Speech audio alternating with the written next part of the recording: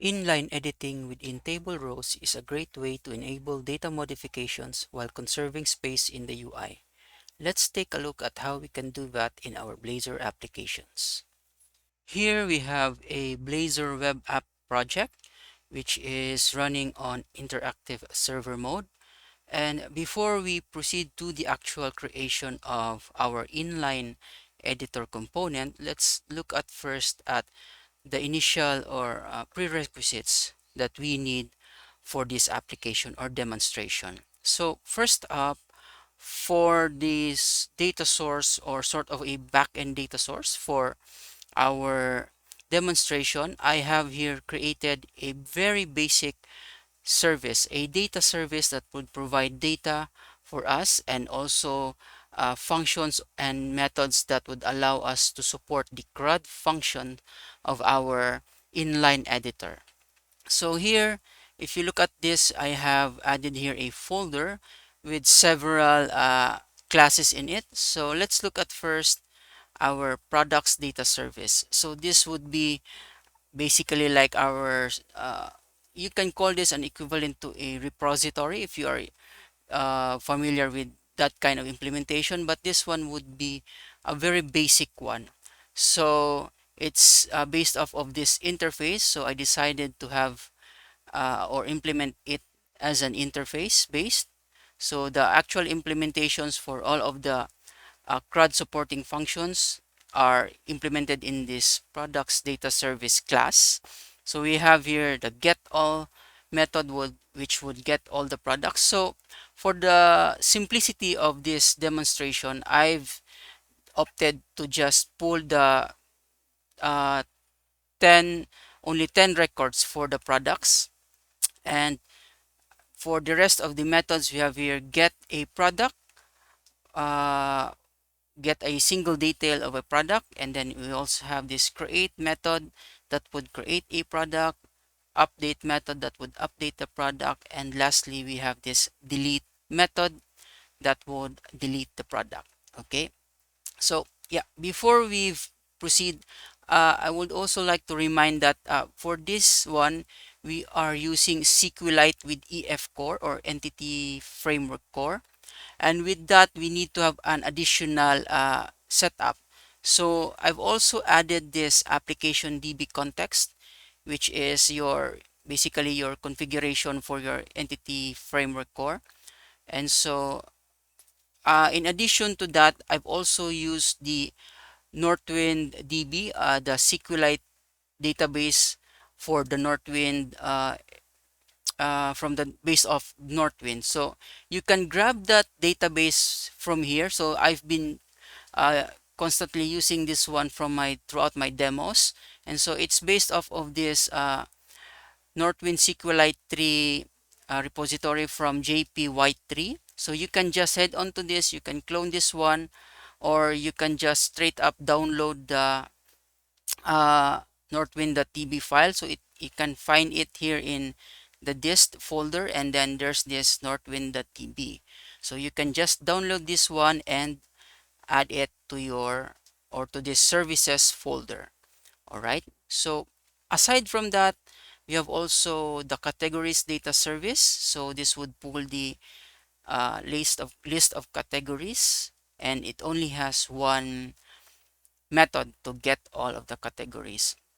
So for context, yeah, the data that we will be, or as part of the demonstration, we will be using this Northwind database. So if you're already familiar with the Northwind one, it's like based off of the uh, old MS Access demonstration database that uses a Northwind, a fictitious company that has this uh, system that manages their orders and stuff.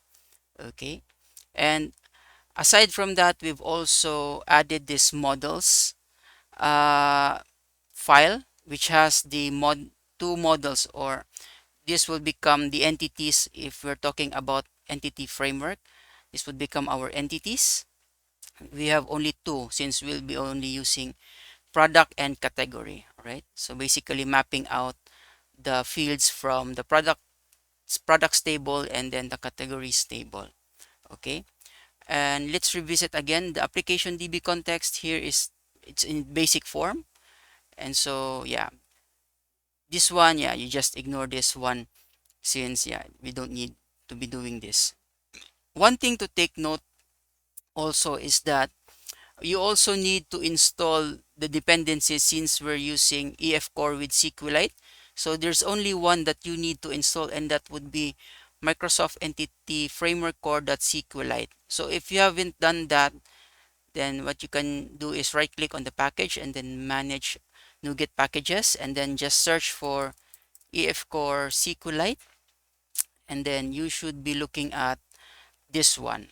So the latest would be 9.0.6, and then just have that installed in your application. And I guess that's after that, once you've hooked up your entity framework and your services, then you need to inject it in your Blazor application. So just add these two lines so that it's available in your DI service or dependency injection service within your Blazor application. All right, I guess that's uh, the most thing that we need to do first. So sort of a prerequisite. So once we've done this one, we can move on to start build our inline editor. Okay. And before I forget, we also need to make a slight adjustment on our Northwind database. So let's go back here to our products data service. I have added a note here to make some minor or slight adjustment to our products table. So I've added a script here that you should just be able to easily run on the DB browser for SQLite. And so this would allow us to change the uh, cascade delete behavior of our products table. And so what you can do is that open the Northwind database using this DB browser for SQLite, and then go to execute SQLite, and then just copy and paste this code or this script, and then place it here, and then just run it here. And then the end result would be that you should have uh, another table that would be named products temp, and then you also have your products tables. Basically what we did here is that we tried to modify the delete cascade behavior of the products table, but we can't directly uh, change our existing products table, and so we had to resort of some sort of hack. And so we've just renamed the old products table, and then recreated that one, and then imported the table from the old products table to the new table. And so now we have our new table that has the adjusted uh, delete delete cascade, which has now the on update I mean on delete cascade behavior instead of on delete no action. Okay, so now that we have that, we can now continue with the rest of our demonstration. For our initial table layout, I have just utilized the existing home page here. So if we open our home page, I've already laid out our table. And so basically to save everyone from watching me writing and typing all of this code. And so this is just a basic table that shows the products, and then uh, from this end, on the last column of the row, is you have these action buttons that would allow you to edit or delete or save our uh, row or data. All right, so this home page is just very basic.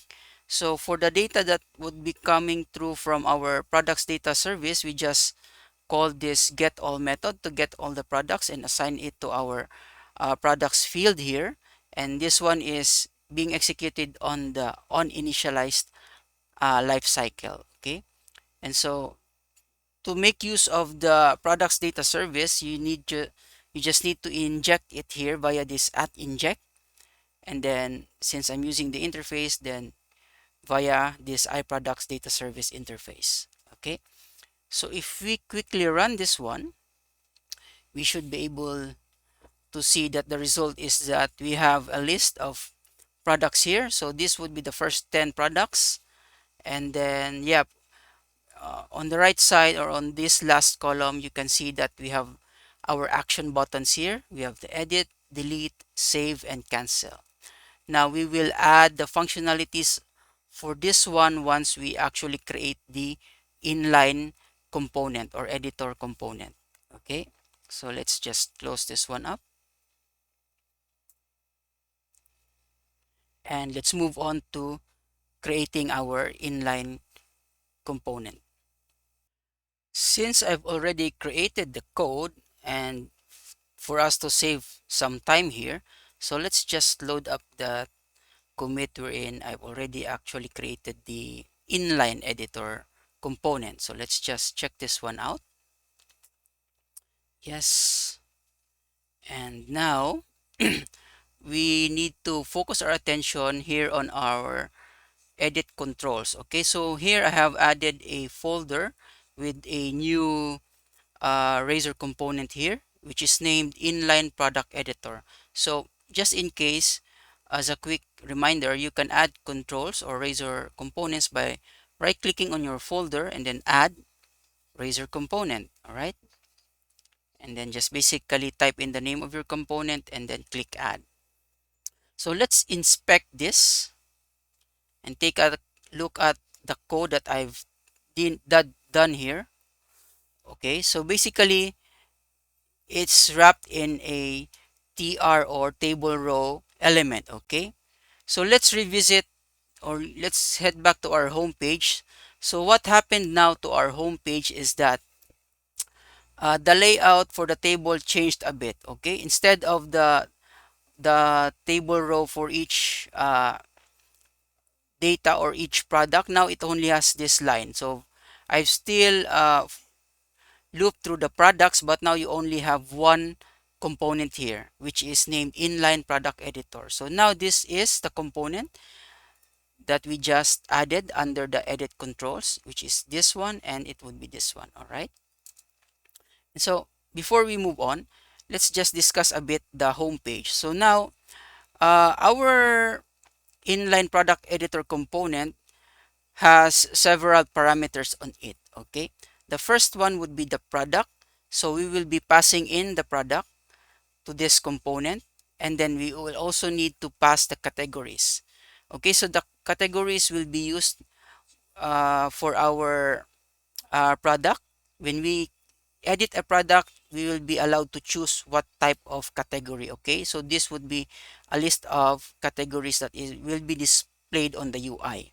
Okay, and then we also have these two parameters here that are that will accept methods for updating and deleting your product. All right, so this would be uh, an event type or an event callback type of parameter. So once the onSave is triggered on this component, then it will call this one, this update method here, and then it will pass in the product that has changed. All right, and then basically the code for this update is just calling the products data service that update method that would actually update or save the changes for the product. Okay, and then the delete one is when the on delete method or event has triggered on this on this component, then it would call this delete method, which in turn calls the products data service delete method that actually deletes the product. All right, so now let's focus back here on our inline product editor component. And as you can see, it's quite a lot of code for this one, but it's basically easy to understand. Okay, so first up is that uh, it is wrapped in this if statement. Okay, if else statements. Now For this to work, by default, the component shows or just displays the data for the product, which means that it has like two modes of display. The first one would be if it is in edit mode, wherein you have clicked the edit button, and then the other would be uh, in like sort of read only. Okay, so it's basically that if it's in edit mode, then it would show the edit controls. Okay, all of the different input controls that will be available to you for editing your product. And then if it's already done with edit mode, then it will just show us the data or the text or the individual data for the each of the fields. All right, and so let's look at the parameters here. So for this component, there are four parameters. The first two would be passing in the actual product data and then the list of categories. All right, and then the next two parameters would be an event callback. So now we have specified here that on save and on delete. Now how does that tie up with the rest of the behavior? So here, as you can see on the sort of the read only mode, wherein it just displays the product data, if you click on the edit button, then it will be set into edit mode. All right, here is the function. When you click on the edit button, it will run this edit, and then it will set the table row into edit mode, which means that you will now see the different edit inputs or controls that allows you to edit your product. And aside from that, we've stored the original or the uh, default values for the product that you are trying to edit. Why is that? Because it will come in handy when you do cancel or uh, when you don't proceed with the saving of your product. Okay, and then when you click on the cancel button, then it will just restore the original values of the product into its original value. Okay, therefore like overwriting whatever edits that you did for the current product. Okay, with the save would be uh, checking or validating your form here prior to continuing with the actual save. Now if any of the input elements are invalid or has failed validation, then it wouldn't actually save it. It will just keep showing the uh, validation error message. Okay, once the input fields are valid, all valid, then that would be the time that we would uh, invoke the onsave or trigger the onsave event, which in turn back here in our home page would trigger the update method. All right, and so uh, let's try running this one. So by the way, if you're curious so how we did this one for each of the input fields or input controls, uh, you might have noticed that each of these controls, individual controls, are wrapped within this edit form component. That's because it is not ideal to wrap your table row, I mean to nest a table row inside of a form, I mean to nest the cells uh, inside the table row. So instead what we would do is like I place it inside of our table cells. Okay, so that's why we've repeated this edit form component, and we had to refer to this via this one at ref edit form. Then now we will have access to that here in our actual save method so that we can do validation.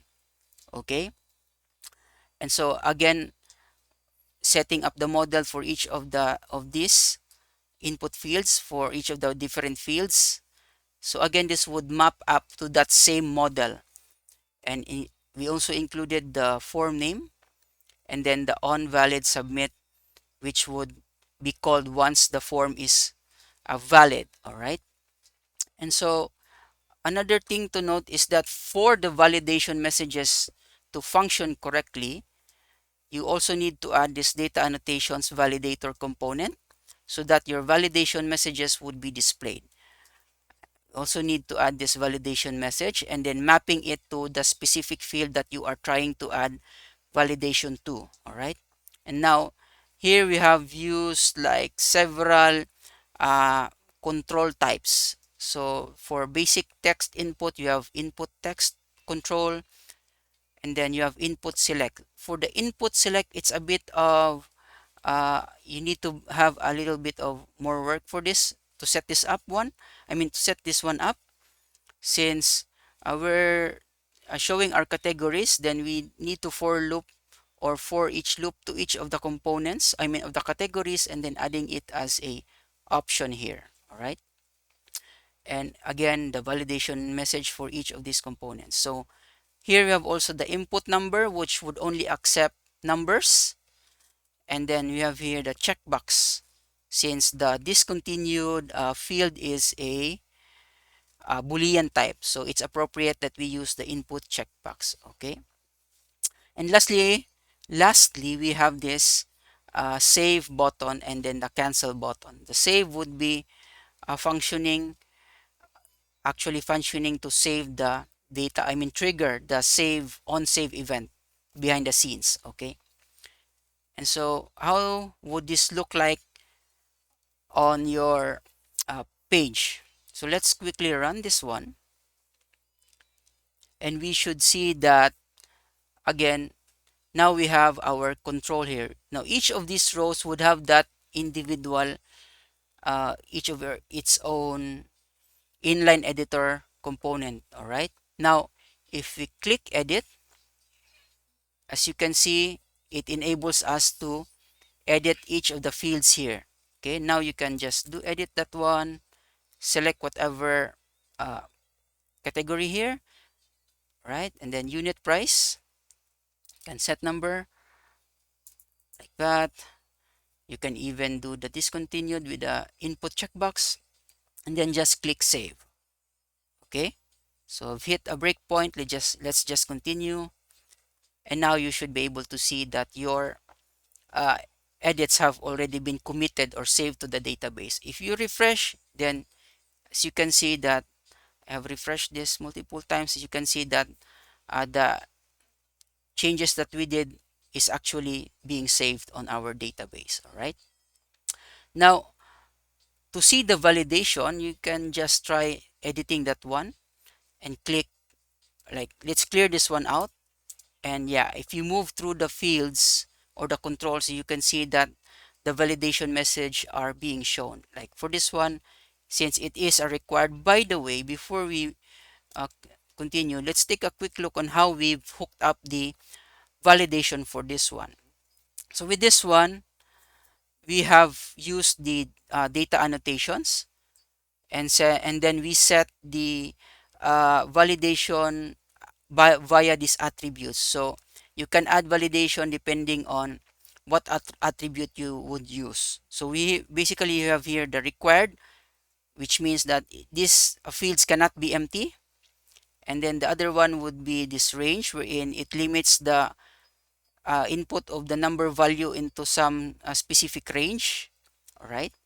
Now there are some other uh, data annotations that you could use, and these are just the common ones.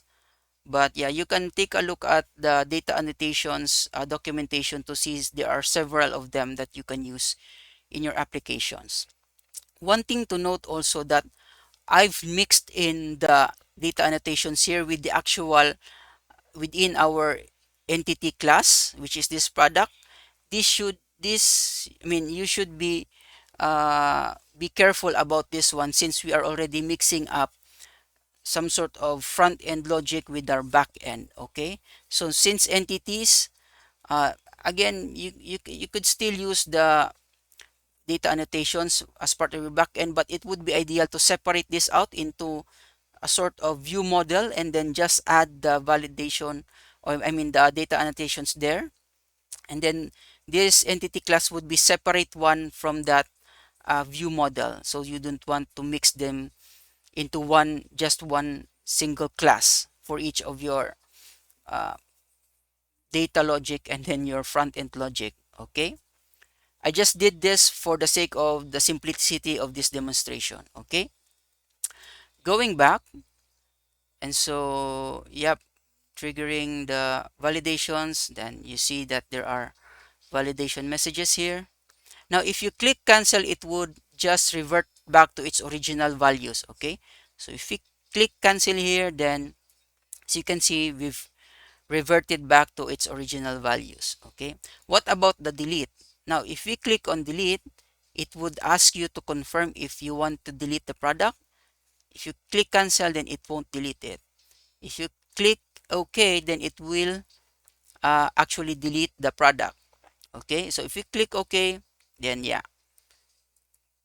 If you refresh, then that record has been removed from the product list. Okay, so maybe one way you can uh, experiment on is like once you've confirmed the delete, then refresh this data without actually refreshing the entire page. Okay, that's one way of adding improved user experience for this one. So with the delete function, let's go back. So basically we've uh, did some extra work here. We called the some JS function here. So to do that, since with Blazor you can call JS functions within .NET, and you can also do the opposite. You can call .NET functions within JavaScript. Okay, but in this case, to do that, you need to do this JS that invoke async and then call whatever function that you need or JavaScript function, and then it will be available to you. Okay, so this one is you need to inject the JS runtime. So that is available here on top using the @inject IJS runtime and name it as JS. Then now you can have your JavaScript functions being called on within C Sharp, okay, or .NET, right? So now, I think there are still some missing parts here, but yeah, basically that's how you do the inline editing. Now you can do like that, and just each of these would function on its own, okay? So you can do edit here, whatever it is. If you click save, let's just remove the breakpoint, okay? Here, edit also, click save. Let's just refresh, and yeah, the records or the edits would still stick, or they would be saved on the database. All right. So now, yeah, maybe there's some things that you can improve on this one. And so, yeah, let me know in the comment section if, yeah, there's some things that you'd like to experiment on or continue improving on this one. Yeah, this is one way of adding editing, inline editing in your tables. So as you can see, you can do whatever editing that you can do inline within your table, saving you space without resorting to like showing a separate pop-up modal or navigating to a different page. So you can just edit stuff on the fly within your tables. One thing though that I think that's missing here is that uh, the function for adding a new record. But I guess you can experiment on that one. You can think of ways how you can uh, add a new product here. But I think you can still use or utilize this inline editor and then just basically add some sort of append a new table row here that would allow you to uh, create a new product, and then is utilizing still the same inline editor component. Okay, and so yeah, I think that's pretty much uh, for this one, for this demonstration. And if you like this episode, please don't forget to like and subscribe to this channel. And I hope to see you soon again in our next episode. Thank you and have a wonderful day.